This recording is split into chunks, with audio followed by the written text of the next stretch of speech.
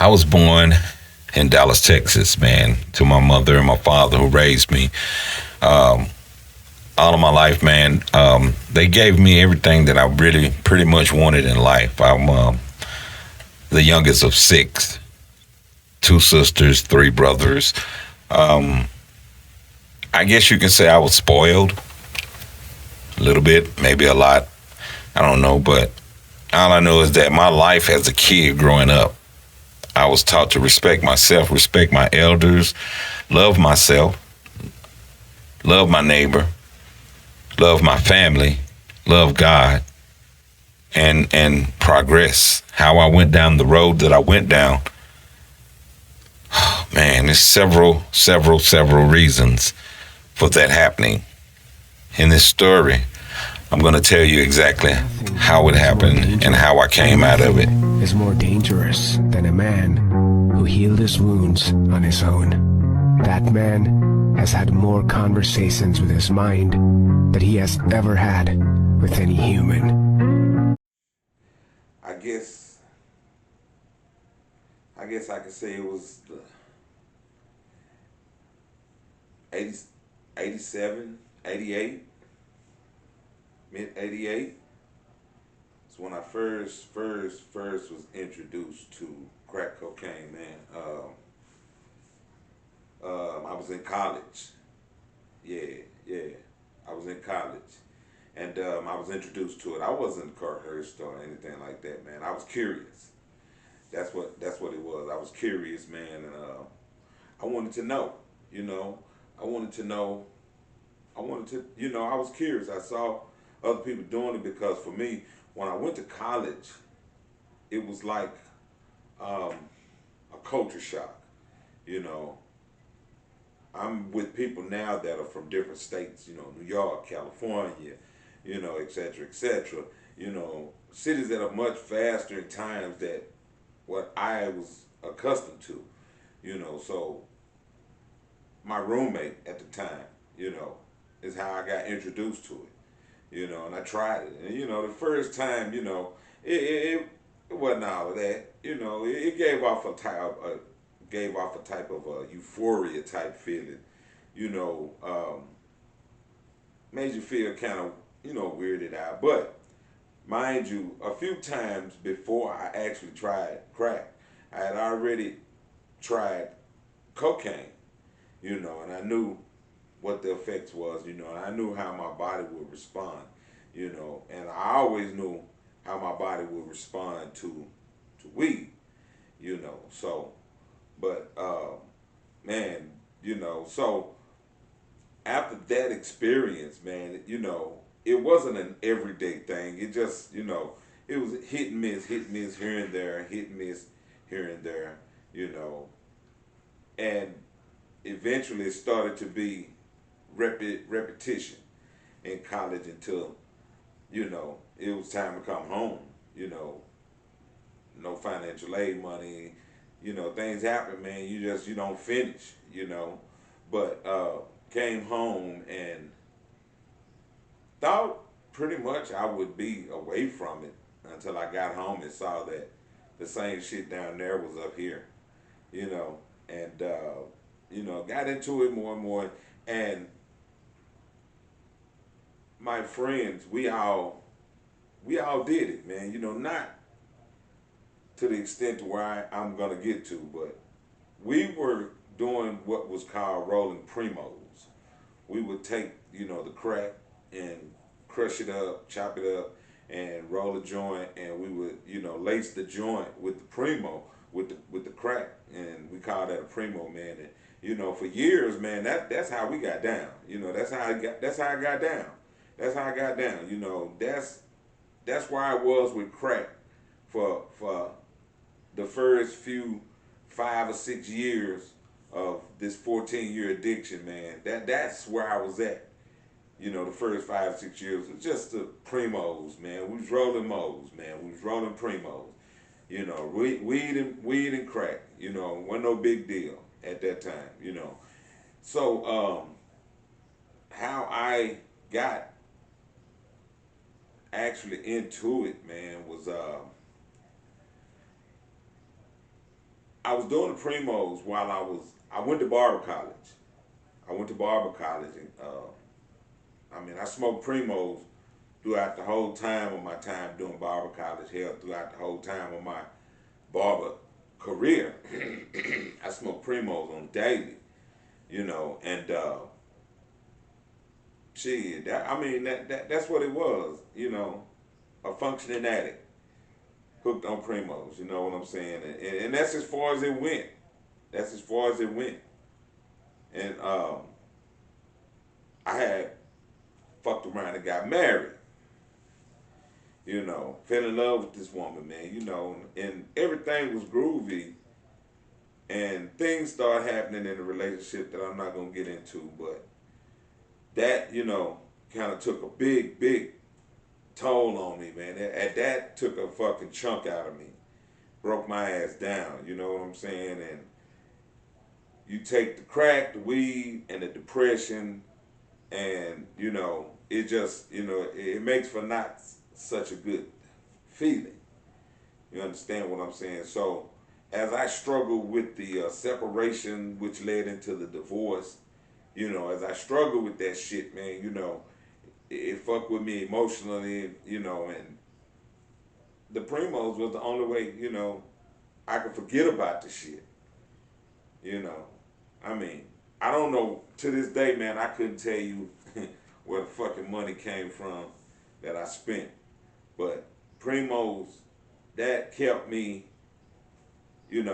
not feeling what I was going through at that time, So as time went on and divorce came about and we went our separate ways, and I was still in the barber game, and I met a young lady, man, and we started dating, we started kicking it, and to my low and behold, she was about the primos, So I guess, it takes one to attract one. You see what I'm saying? So she eventually took me around some of her friends that I knew from around the hood and shit that I didn't normally hang with. People that I would, that I never grew up in the hood hanging out with and shit. You know what I'm saying? We started hanging out more and more. And, me and the young lady, we dated. But as time went on, it was more about hanging out over at the friends' them house, getting high, than it was about the dating, because we were both in the same boat. You know what I'm saying? So the friendship, the dating aspect of the friendship kind of sizzled out, and the friendship of just being homies, just getting high together, came into play. So that's how that came about, and that's really when, I started smoking that shit straight.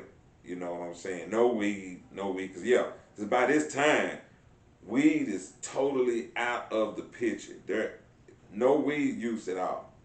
Now we're straight crack cocaine on a daily, man, and brothers are spending money to stay high. You understand what I'm saying? And man, this shit went on. Like I said, I spiraled out for 14 years. So after the Primo era, man, from that point on, man, it was like, everyday thing. If I wasn't hanging at that particular location getting high, I was at this location getting high, or I was at home getting high. You know what I'm saying? But I had it covered. I had it concealed. I had it concealed very, very well.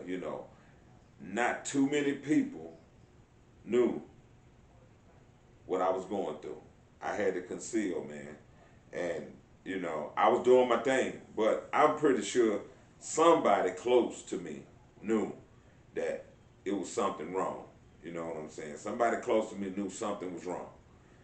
So I continued on, man. I continued on, and I made a lot of mistakes. I never robbed anybody to get high. Never killed anybody to get high. I always either hustled my money up or earned my money. That's how it was. That's how it was. So as time rolls on, and I could tell you a million stories about what happened throughout my addiction and stories, because a lot of wild shit happened, man. And it happened, and it blew by so quick. A lot of wild shit. I mean, everything from, you know, uh, uh, uh, um, being up for 2-3 days just getting high on a binge, or being around motherfuckers who just get high and just start doing freaky wild shit, man. Just all that kind of shit, man. All that kind of shit. I leave it to your imagination to imagine the kind of shit that went on. You know what I'm saying? But in that era, man, when you're under that narcotic, you don't realize, the danger that you put yourself in. You don't realize that you're fucking in harm's way. You don't realize that, anything could go wrong. Anything could go wrong, man. You don't realize that, man, you could take that hit, man, your fucking heart could stop beating. Anything could go wrong. But when you're up under that narcotic, you don't realize that shit, man. So like I say, a lot of wild shit went on, a lot of sleepless nights, a lot of all-nighters. Dig what I'm saying? A lot of all-nighters. And what trips me out, man, is the fact that I was able to have good fucking jobs while I was doing this shit. And I'm not talking about the moles. I'm talking about the straight. I got good fucking jobs, man. I'm talking about, man, I worked for as time moved on. Shit, man. It was an everyday thing. It became a pattern. It became my life. It became the monster, is what I call it. It became the monster, man.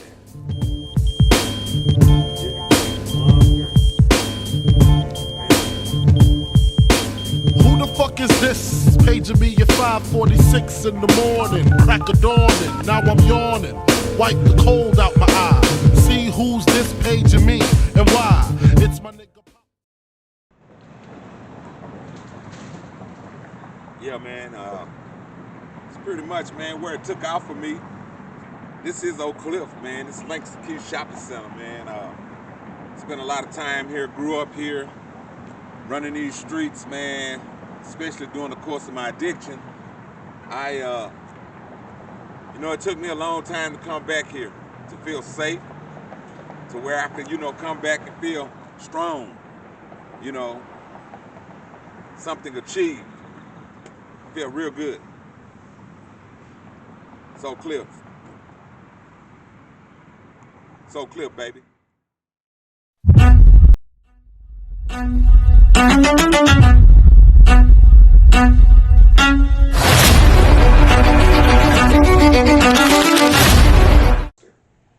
That addiction, it's the monster. It's that motherfucker that know exactly when to call, how to call, and how to make you go do whatever the fuck you gotta do to go get that hit. That's that monster. And let me tell you, man, when that monster get on your ass, man, oh man, that motherfucker is a hard motherfucker to shake. It's a hard motherfucker to shake. I mean, you can't focus. You can't, when that monster's on, this is how deep it is. When that monster's on you, you can't fuck. Cause your shit won't get hard. That's how hard that monster be on you. Man. And after so long, it takes a toll on you. It takes a toll on you, man. And, that monster was my friend for a long time. I welcomed his call. I really did. I welcomed his motherfucking call on a daily. And sometimes, shit, I think I even called his motherfucking ass. But, like I say, time went on. Addiction went on, man. It wasn't until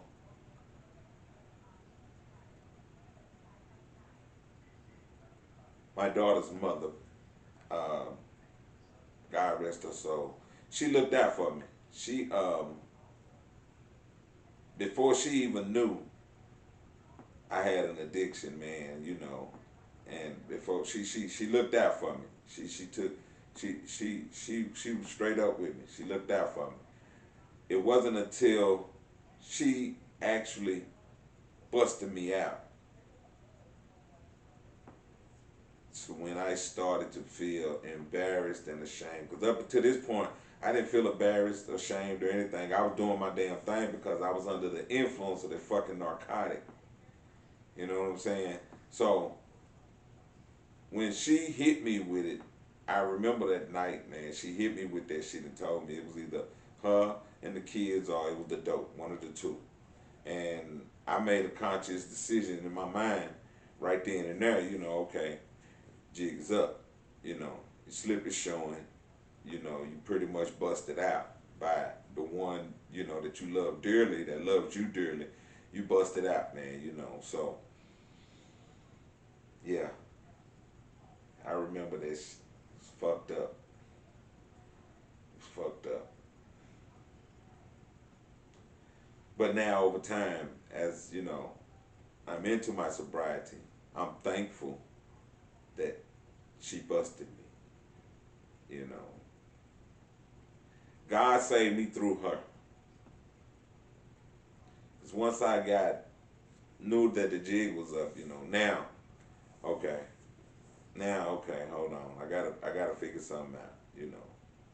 So now it's about the movie had just come out, fucking with my man DMX and Nas, Belly.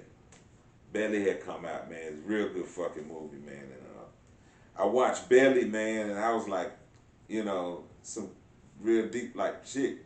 But from that movie is why I started to learn mind elevation, because it was mentioned in that movie. You know, if you want to pull yourself up out of a hole, it's all mental.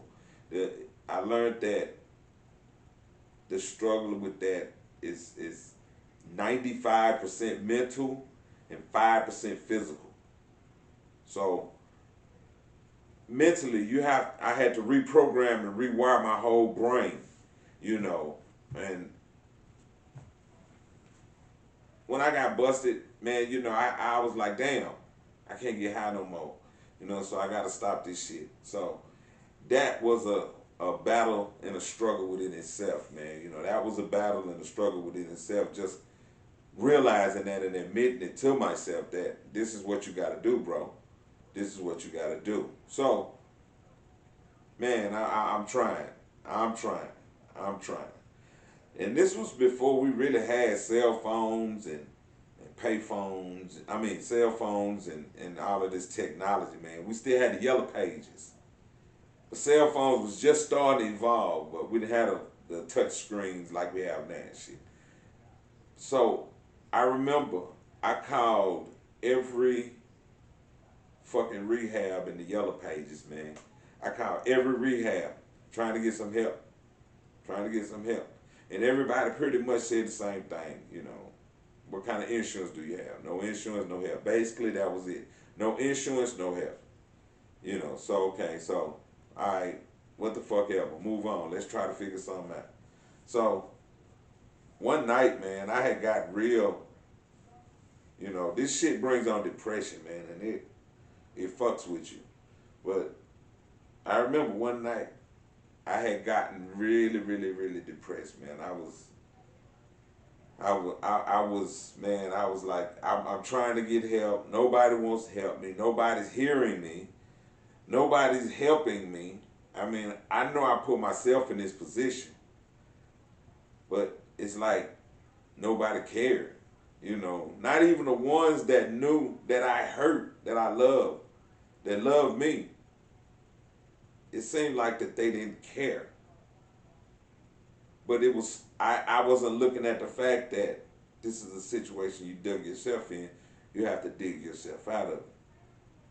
No one's gonna help you. My mother and father didn't teach you that. Mom and daddy didn't teach you that. You fuck up, you waste it, you clean it up. And I'm trying. And I feel like the whole entire planet has just given up on me. Hell, I thought God had given up on me. And it, you know, and this gonna sound shocking, man, but I was gonna take my life. I was gonna take my life. Real talk, man. Real talk. I was gonna take my life, man. I had gotten I had a 9mm. I had a 9mm, man. I was gonna do it, man. I had made up in my mind that I was gonna do it. But I had to do one thing first before I did that. And you know, I got down on my hands and knees, man, and I prayed and I asked God. I said, God, please take this addiction away from me and just take me off this earth altogether, because I can't live like this no more. I just can't live like this no more, man. It's no way. It's not going to happen. God, please, I'm begging you. If you don't do something now, I'm going to do something.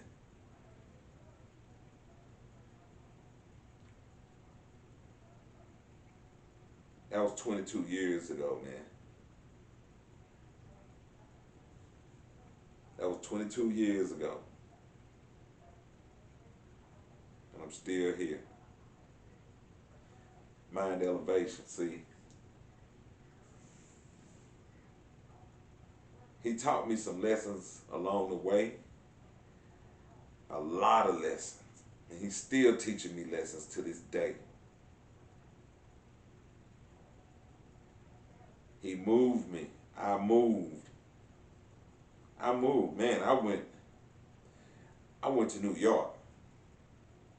I went all the way to New York, thinking I'm running. Maybe I can get a fresh new start if I go to another location. Because I had some friends in New York. But guess what? Got to New York, wasn't in New York fucking a week. And guess what I run into? That monster. That motherfucker was sitting there right there waiting on my ass. So I come back to Texas. And by then, man, I lost my moms. And at the time when I lost my moms, I was, man, probably, I'm gonna say maybe almost a good year into sobriety from not fucking with crack or cocaine. I lose my moms. Now I'm really stressed. I'm really terrified of relapsing. I'm really terrified, man. I'm terrified. But before that, doing my lessons, one of the lessons that I learned quick, man, was when it's done, it's done. And I remember now, I had gotten a job working for an airlines in Oklahoma City, Oklahoma. And while up there working, you know, I hadn't been fucking with the shit. You know, I hadn't been fucking, it had been some months. So one night, I had gotten an apartment, and I had to wait a few days for them to get it ready. And so I had a hotel that I was staying at a hotel close to the airport where I worked, so I could get back and forth to work. And, you know, then my apartment would be ready in a couple of days. So while at the hotel, man, you know, one night I'm sitting there, man, and I'm like, I'm gonna smoke me a weed, because if you mess with dope, if you fuck with dope, wherever you go, you know how to go find the dope. You know what I'm saying? You know how to go find it. You see shit, you put shit together, you conversate, you find out where it's at, you get it. So I said, I'm gonna smoke a mo just for the hell of it for the last time. So find a dude over there at that hotel. It wasn't a shabby, it wasn't a motel, no, it was a nice hotel. He had shit low key. So I catch up with this dude running, you know, and with one thing, well, I make a long story short, I buy 20. Go back to the room, I'm finna roll it up. Man, I roll the shit up in weed, lit that shit up, it wouldn't even burn. Nigga sold me some goddamn chalk. Nigga sold me a piece of chalk, smooth in a motherfucker. I couldn't even be mad. Normally, I would have went and found dude, probably would have, you know, got in some trouble or something, but for some reason, that was the final call to let me know. Nah, dog, it's over with. $20 worth of chalk. Chalk it up to the game. That's what I did ever since. Never looked back. I think that's how I got to this point. I never look back. I won't look back. You know, it took me a long time to go back to the hood. And I think maybe I was into my third year. One day I'm at work and I'm working and it just hit me. Boom. This is some crazy shit. And I'm saying to myself, I really should have on a white uniform, but I got on a gray uniform and I'm making my paper. Up until that point, up until the time that I started working for the Texas Department of Criminal Justice, man, out of all these 14 years of smoking dope and hustling and doing illegal shit to get it, that was the first time I had ever seen the inside of a jail. That's the first time I ever seen the inside of a jail. Hell, I drove for 11 of them years with a suspended driver's license and got stopped a couple of times and talked my motherfucking way out the ticket. You know, in Texas, you get stopped with a suspended license, you going to jail. I talked my way out of it. So I thought that was God looking out over me, because he knew one day he was going to work me, inspire me up out of the shit that I had gotten into. You know what I'm saying? So every day I thank the Most High for allowing me to be here, just to be here. You know, because what I went through and saw as a when I was an active addict, some of y'all, man, couldn't even survive that shit, man. Some of y'all, and I still don't know today how I survived it, but it was by the grace of God that I did. So that question doesn't need to be asked anymore. I'm still here.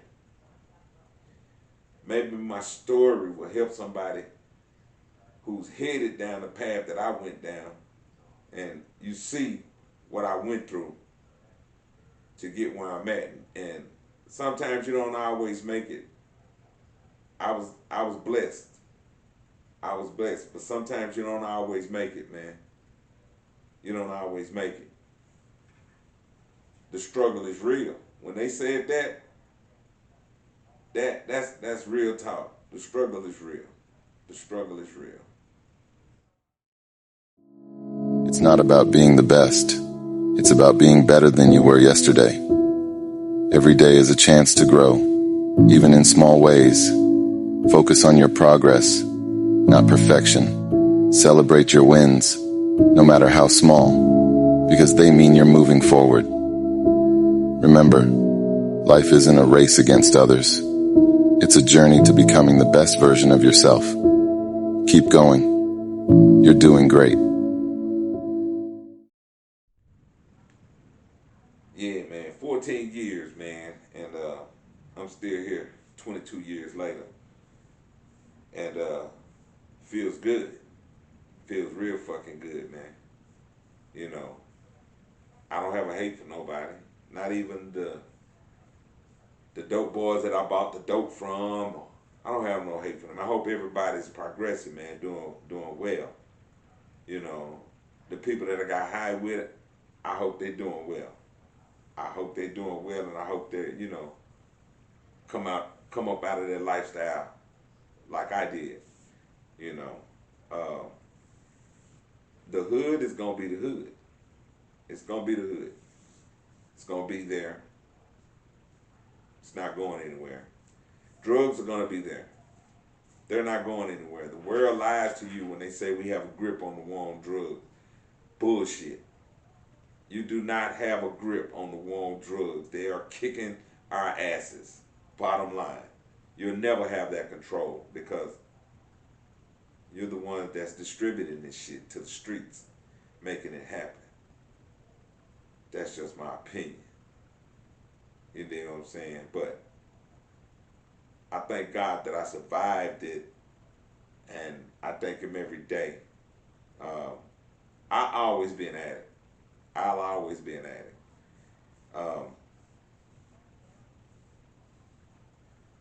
Even though I have 22 years in sobriety, it's still a one day at a time type of thing. It's one day at a time. You know, I'm to the point now where I don't have triggers. Nothing can set me off because nothing. I never look back. Like I said before, I never look back. I won't ever look back.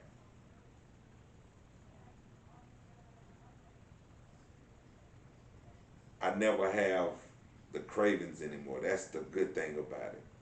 Is the cravings. I don't have them. Man, those cravings for that shit are the fucking worst. The fucking worst. And when you can't get it, you get irritated. Very irritated. You know, psychologically, I think, it probably fucked me up in the head a little bit, but I think everybody is fucked up in the head to a certain extent, behind a certain experience. You know what I'm saying? So, yeah, might have, but you know, shit, I'm still here. I'm me. I'm never gonna let anybody tell me who I can't be. It's been my story. Peace.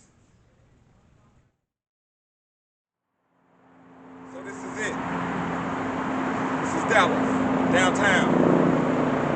You know, in this spot where I'm at, man, a lot of rappers have shot videos here. A lot of people have gotten high here. I remember the days we used to get high in this little old parking garage. That's back when Reunion Arena was open. You see, it was everywhere. You couldn't escape it. It was every fucking where. It's like a fucking plague out of this bitch. But we made it through. We made it. That's why I'm making this documentary. To show you that there is hope and you can do it. It's all about mind elevation. Mind elevation.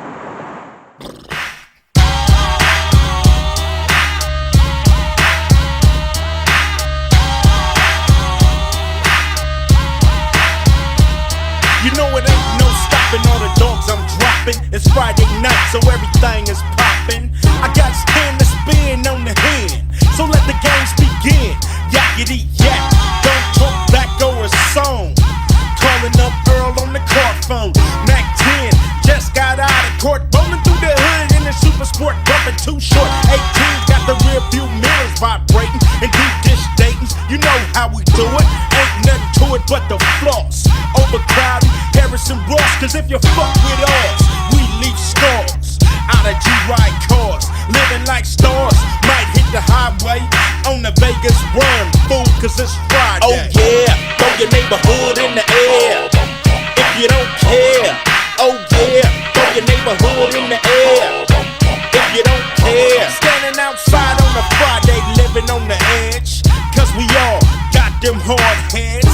It seems like we all are waiting for the drive-by, playing tag with Satan, but we chillin'. Yeah, we ready and willing. You hear about the latest West Side killing? 40 sippin', set trippin', 4 dippin', pistol grippin', never slippin'. BG's tryna hang out, but OG saying take your little ass in the house. My big homie just got out, used to be down, now he's just cracked out. Is it worth it? Oh yeah, it's worth it. If you're strong enough.